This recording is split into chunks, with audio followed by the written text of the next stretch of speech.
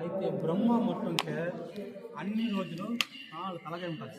ఎందుకంటే 4 వేదములు ఉంటుంది కదా, 4 వేదము వాళ్ళకి తెలుసు. వాళ్ళు అంటే ఏం చెప్తారంటే వాళ్ళకి ఎగ్బెట్ అహంకారం అహంకారం వాళ్ళకి ఎక్కువ అయింది. ఎందుకంటే నాకు మట్టన 4 తలగాయి ఉంటుంది. అంత ఎగ్బెట్ అహంకారం ఎక్కువ ఉన్నది, గర్వం.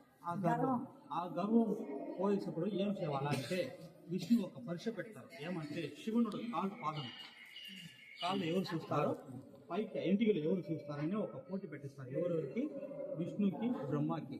అయితే విష్ణు ఏం చేస్తారంటే వరాహవతారం వచ్చేసి కింద మట్టిలో లోపల చేసుకుని లోపల పోతారు. చూడండి, ఈ బ్రహ్మ పైకి పోతారు. ఎందుకంటే ఎంటికలు చూస్తారు.